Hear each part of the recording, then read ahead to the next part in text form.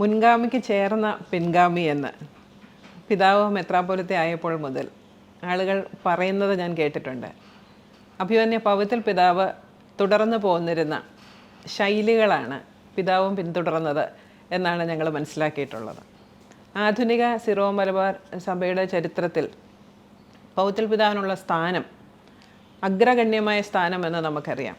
സഭയ്ക്ക് ദിശാബോധം നൽകുന്നതിലും മറ്റും പിതാവ് കാണിച്ചിട്ടുള്ള ഒരു ഉത്സാഹം, നമ്മുടെ സഭയുടെ വ്യക്തിത്വം നിലനിർത്തുന്നതിലും അത് കണ്ടെത്തി നിലനിർത്തുന്നതിൽ അഭിമന്യ പൗത്തിൽ മെത്രാപ്പൊലീത്ത ചെയ്തിട്ടുള്ള സേവനങ്ങൾ പിതാവ് എപ്പോഴും വളരെ ആദരവോടെ അതിനെക്കുറിച്ച് സംസാരിക്കുന്നത് ഞങ്ങൾ കേട്ടിട്ടുണ്ട്. അപ്പോൾ പൗത്തിൽ പിതാവുമായുള്ള ഒരു വ്യക്തിബന്ധത്തെക്കുറിച്ചും പൗത്തിൽ പിതാവിനോടൊപ്പം സഹകാരിയായിട്ടിരുന്നിട്ടുണ്ട് ഇക്കാര്യങ്ങളിലെല്ലാം. അത്തരം കാര്യങ്ങൾ ഞങ്ങൾക്കായി ഒന്ന് പങ്കുവെക്കാമോ? പൗത്തിൽ പിതാവിനെ എനിക്കൊത്തിരി ആദരവും സ്നേഹവുമായിരുന്നു. അതിൻ്റെ കാരണം പൗത്തിൽ പിതാവ് നമ്മുടെ സഭയുടെ കാര്യത്തിൽ ഏറെ തൽപരനായിരുന്നു. ആ സഭയെ നന്നായിട്ട് അറിഞ്ഞയാളാണ്. ആ സഭയുടെ പ്രത്യേകിച്ച് വളരെ പ്രസന്ന സങ്കീർണമായ ഒരു സാഹചര്യത്തിൽ സഭയ്ക്ക് വേണ്ടി പൂർവ്വപിതാക്കന്മാരുടെ എന്ന് പറഞ്ഞാൽ സഭയുടെ കഴിഞ്ഞകാല ചരിത്രത്തിലേക്ക് നോക്കുകയാണെങ്കിൽ നമുക്കത് കാണാൻ സാധിക്കും.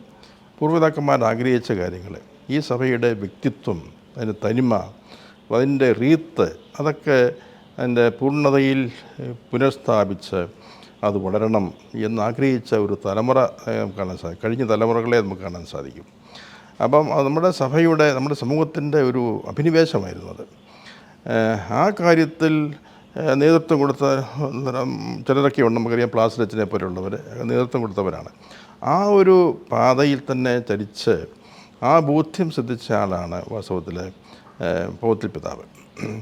ഞാൻ പൗത്തിൽ പിതാവ് ഇവിടെ ആർച്ച് ബിഷപ്പായിട്ട് വരുന്നതിന് മുമ്പ് തന്നെ സന്ദേശനിലയത്തിൽ ഞാൻ ഡയറക്ടറായിരുന്ന അവസരത്തിൽ അന്ന് പടിയറ പിതാവാണ് ഇവിടെ ഉണ്ടായിരുന്നത്. അന്ന് ഈ പ്രശ്നം വളരെ സങ്കീർണമായിരുന്നു. വാസ്തവത്തിൽ ഈ ആരാധനാക്രമത്തെക്കുറിച്ചുള്ള അതിൻ്റെ പുനരുത്ഥാനത്തിൻ്റെ കാലഘട്ടമാണ്. അപ്പോൾ അത് വലിയ കോലാഹലങ്ങൾ നടക്കുന്ന കാലഘട്ടമാണ്. ആ കാലഘട്ടത്തിൽ വാസ്തവത്തിൽ അന്ന് പൊതുതാവ് ഇവിടെ ആദ്യം സഹായപത്രാനായിരുന്നു. അത് കഴിഞ്ഞ് കാഞ്ഞിരപ്പള്ളിയിലേക്ക് ബിഷപ്പായി പോയി. അവിടെ ചെന്ന് കാഞ്ഞിരപ്പള്ളി ബിഷപ്പായി പോയി കഴിഞ്ഞപ്പം പിതാവ് അവിടെ നല്ലൊരു ഈ കാര്യത്തിൽ നല്ലൊരു നേതൃത്വം കൊടുക്കുന്നുണ്ടായിരുന്നു. അത് നമ്മുടെ KCB നമ്മുടെ സിറോ മലബാർ സഭയിലും നമ്മുടെ ബിഷപ്സ് കോൺഫറൻസിലൊക്കെ അതിൻ്റെ പ്രതിഫലനം ഉണ്ടാവുകയും ചെയ്തിട്ടുണ്ട്.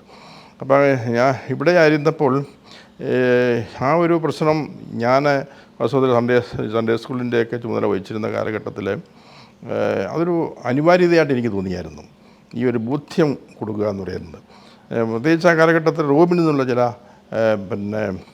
അറിയിപ്പുകൾ, ചില ഡോക്യുമെൻറ്റ്സ് ഈ വിഷയത്തെ സംബന്ധിച്ച് റോമിൽ നിന്ന് വത്തിക്കാനിൽ നിന്ന് പൗരസ്ത്യ സഭാ കാര്യാലയത്തിൽ നിന്ന് ചില ഡോക്യുമെൻറ്റ്സൊക്കെ എൻ്റെ ശ്രദ്ധയിൽപ്പെടുകയുണ്ടായി. അപ്പോൾ അതിനകത്ത് എന്താണ് സഭ ആഗ്രഹിക്കുന്നത്, അത് ഹോളി സീ എന്താണ് ആഗ്രഹിക്കുന്നത് എന്നൊരു എനിക്ക് വ്യക്തിപരമായിട്ട് ബോധ്യപ്പെട്ടിട്ടുള്ള കാര്യമാണ്. ഇവിടുത്തെ ആരാധനാക്രമ നവീകരണത്തിൻ്റെ കാര്യത്തിൽ പൗരസ്ത്യ സഭാ കാര്യാലയം വളരെ താല്പര്യം കാണിക്കുകയും അതിനുവേണ്ട എല്ലാ മാർഗനിർദ്ദേശങ്ങളും നൽകുകയും ചെയ്തിട്ടുണ്ട്. പക്ഷെ അതൊന്നും ഇവിടെ വേണ്ടത്ര ശ്രദ്ധിക്കപ്പെടുന്നില്ല, അത് ആളുകളൊന്നും അറിയുന്നില്ല എന്നുള്ള ബോധ്യം എനിക്കുണ്ടായിട്ടുണ്ട്. ഇങ്ങനെ കേട്ടിട്ടുണ്ട്, ഇവിടെ ഉള്ളവരെക്കാൾ കൂടുതൽ ഇത്തരം കാര്യങ്ങളിൽ താല്പര്യം പ്രകടിപ്പിച്ചിട്ടുള്ളത് റോമിൽ നിന്നാണെന്ന്. അപ്പോൾ ഇപ്പോൾ പിതാവ് പറഞ്ഞ് കേട്ടപ്പോൾ അതിൻ്റെ ഒരു വാസ്തവം ബോധ്യപ്പെടുകയാണ്. അതായത് ആധുനിക നമ്മുടെ സഭയുടെ ചരിത്രം പരിശോധിച്ച് നോക്കുകയാണെങ്കിൽ, അതായത് നമുക്ക് 1887 പുതിയ അധ്യായം ആരംഭിച്ചു നമ്മുടെ സഭാ ചരിത്രത്തിൽ. അതിനുശേഷമുള്ള ചരിത്രം പരിശോധിച്ച് നോക്കുകയാണെങ്കിൽ റോം വളരെയധികം താല്പര്യം കാണിക്കുന്നതായിട്ട് കാണുന്നുണ്ട്. അതിനോട് വേണ്ടത്ര പ്രതികരിക്കാൻ നമ്മുടെ സഭയ്ക്ക് സാധിച്ചിട്ടില്ല, അല്ലെങ്കിൽ സഭാ നേതൃത്വത്തിന് സാധിച്ചിട്ടില്ല. എങ്കിലും അവരെ പുഷ് ചെയ്ത് വീണ്ടും മാർഗനിർദ്ദേശങ്ങൾ നൽകി ഇന്ന പോലെ ചെയ്യണം എന്ന് ആവശ്യപ്പെട്ടത് നമ്മുടെ ട്രഡീഷനും നമ്മുടെ ലെഗസിയും ഒക്കെ നമ്മൾ സൂക്ഷിക്കണം, സംരക്ഷിക്കണം. അതെ, അത് തന്നെയാണ് അതിൻ്റെ പൂർണ്ണതയിൽ അത് പുനരുദ്ധരിക്കണം എന്ന് തന്നെയാണ്. പ്രത്യേകിച്ച് രണ്ടാം വത്തിക്കാൻ കൗൺസിലിന് ശേഷം ആ രണ്ടാം വത്തിക്കാൻ കൗൺസിലിനെ ആധാരമാക്കി മാർപ്പാപ്പന്മാർ പറയുന്നുണ്ട്, ജോൺ പോൾ രണ്ടാം മാർപ്പാപ്പായും ഒക്കെ അത് എടുത്തു പറഞ്ഞ് അതുപോലെ പൗരസ്ത്യ തിരുസംഘത്തിൻ്റെ പ്രീഫെക്റ്റുമൊക്കെ അത് എടുത്തു പറഞ്ഞുകൊണ്ട് അതുപോലെ ആ രീതിയിൽ ആ മാർഗനിർദ്ദേശം സ്വീകരിച്ചുകൊണ്ട് സഭയുടെ ആരാധനാക്രമം പുനരുദ്ധരിക്കണം എന്ന് തന്നെ ആവർത്തിച്ച് പറയുന്നുണ്ട്, അതിനുള്ള മാർഗനിർദ്ദേശങ്ങൾ നൽകുന്നുണ്ട്. പക്ഷേ അതൊന്നും വേണ്ടത്ര ശ്രദ്ധിക്കപ്പെടുന്നില്ല എന്നുള്ള കാര്യം എനിക്കും വ്യക്തിപരമായിട്ട് ബോധ്യപ്പെട്ടായിരുന്നു. അങ്ങനെയുള്ള സാഹചര്യത്തിൽ ഈ ഇവിടെ പല പരിഷ്കാരങ്ങളും വരുന്നു. അത് പരിസംഹാസനം ആഗ്രഹിച്ചതിന് വിരുദ്ധമായുള്ള ചില പരീക്ഷണങ്ങൾക്ക് ഇവിടെ സംഭവിക്കുന്നു. അപ്പോൾ ആളുകൾക്ക് ചിന്താക്കുഴപ്പമുണ്ടായിരുന്നു. ഏതാണ് ശരി, എങ്ങനെയാണ്? കാരണം റോമിൽ നിന്നുള്ള ഈ കാര്യങ്ങളൊന്നും ആളുകൾ അറിയുന്നില്ലല്ലോ, ഈ വൈദികർ പോലും അറിയുന്നില്ല. അങ്ങനെയുള്ള സാഹചര്യമായിരുന്നു. അപ്പോൾ ഇത് ആളുകളിൽ എത്തിക്കണമല്ലോ ഈ ബോധ്യം. അതായത് സഭ എന്താണ് ആഗ്രഹിക്കുന്നത്, ഹോളീസി എന്താണ് ആഗ്രഹിക്കുന്നത് എന്നുള്ള കാര്യം ആളുകളിൽ എത്തിക്കണമല്ലോ. നമ്മുടെ വൈദികരറിയണമല്ലോ, നമ്മുടെ അധ്യാപകരറിയണമല്ലോ എന്നുള്ള ലക്ഷ്യത്തോടുകൂടി ഞാൻ ആ തരത്തിലുള്ള ബോധവൽക്കരണം തുടങ്ങിയായിരുന്നു. ഇവിടെ സന്ദേശം കേന്ദ്രീകരിച്ചുകൊണ്ട് ആളുകളെ, അധ്യാപകരെ പരിശീലിപ്പിക്കാനും സെമിനാറുകൾ നടത്തി, സ്റ്റഡി ക്ലാസ്സുകൾ നടത്തി, ചില ലീഫ്ലെറ്റ്സൊക്കെ തയ്യാറാക്കി അവർക്ക് പഠിക്കാനായിട്ട് കൊടുത്തു. അങ്ങനെയൊക്കെ നല്ലൊരു ബോധവൽക്കരണം കൊടുക്കാൻ സാധിച്ചു. അന്ന് ഇവിടെ പള്ളിയിലെ പിതാവ് ആണ് ഇവിടുത്തെ മെത്രാപ്പൊലീത്ത. പിതാവ് ഇതിനകത്ത് നേരിട്ട് അത് ഇൻവോൾവ് ചെയ്തിട്ടുണ്ടെങ്കിൽ പിതാവ് ഇതിനൊന്നും എതിർത്ത് നിന്നില്ല. പിതാവ് അതൊക്കെ അതിനുള്ള സ്വാതന്ത്ര്യം എനിക്ക് നൽകുകയും ചെയ്തായിരുന്നു. ഈ സാഹചര്യത്തിൽ വാസ്തവത്തിൽ പൗത്യ പിതാവ് ഒരിക്കലും എന്നെ എനിക്ക് എഴുതിയത് ഞാൻ ഓർക്കുന്നുണ്ട്, കാഞ്ഞിരപ്പള്ളിയിൽ നിന്ന്.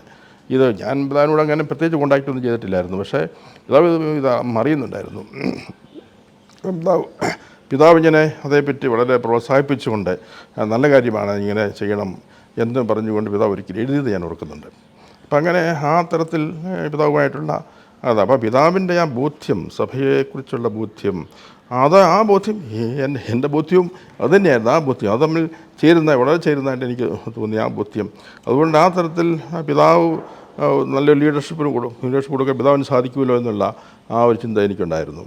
ആ തരത്തിൽ അങ്ങനെയുള്ള ബന്ധങ്ങളാണ് ആ തരത്തിൽ സഭ എന്ന് പറഞ്ഞാൽ പിതാവുമായിട്ടുള്ള ബന്ധം എന്ന് പറയുന്നത് കേവലം ഒരു പേഴ്സണൽ റിലേഷൻഷിപ്പ് എന്നതിലുപരിയായിട്ട് ഈ സഭാത്മകമായ തലത്തിലുള്ള ഒരു ബന്ധം, അതാണ് വസ്തുതയിൽ എനിക്ക് ശക്തി പോകുന്നു എന്ന് പറയുന്നത്. അതാണ് പിന്നീട് പിതാവ് ഇവിടെ ആർച്ച് ബിഷപ്പായിട്ട് വന്നപ്പോഴും ഇപ്പം ഞാൻ സ്വാഭാവികമായിട്ട് അത് കൂടുതൽ ശക്തിപ്പെടുത്തുവാൻ സാധിച്ചു, ശക്തി ആർജിച്ചു. എൻ്റെ എല്ലാ പിന്തുണയും തീർച്ചയായിട്ടും ആ കാര്യത്തിലുണ്ടായിരുന്നല്ലോ. ആ രീതിയിലാണ് ഇപ്പം പിതാവിൻ്റെ കാഴ്ചപ്പാട് ആയിട്ട് ഒരിക്കലും ഒരു സംഘർഷം ഉണ്ടാക്കേണ്ട കാര്യം എനിക്കില്ലായിരുന്നു. അതേപറ്റി സംശയം തോന്നേണ്ട കാര്യമില്ലായിരുന്നു. അവിടെ ഒരു ആധികാരികതയുണ്ട്. അപ്പം നമ്മുടെ നിലപാടും ഒരു സഭാമേലധ്യക്ഷൻ്റെ ആ നിലപാടും എനിക്കൊരു ആധികാരികത കിട്ടുകയാണ് ചെയ്യുന്നത്. ഒരു വൈദികൻ ഒരു കാര്യം ചെയ്യുമ്പോൾ അത് സഭാമേലധ്യക്ഷൻ്റെ നിലപാട് തന്നെയാണെങ്കിൽ അതൊരു ആധികാരികതയാണ്. ആ രീതിയിൽ ഒരു പിതാവിൻ്റെ കാഴ്ചപ്പാട് കുറിച്ച് എനിക്ക് ബോധ്യമുണ്ടായപ്പോൾ അതിനൊരു ആധികാരികത, എൻ്റെ നിലപാടിനൊരു ആധികാരികത കൈവരികയാണ് ചെയ്യുന്നത്. ആ തരത്തിൽ അതുകൊണ്ട് കൂടുതൽ ശക്തമായിട്ട് ഈ രംഗത്ത് പ്രവർത്തിക്കാൻ സാധിച്ചു എന്നുള്ളത് സത്യമാണ്.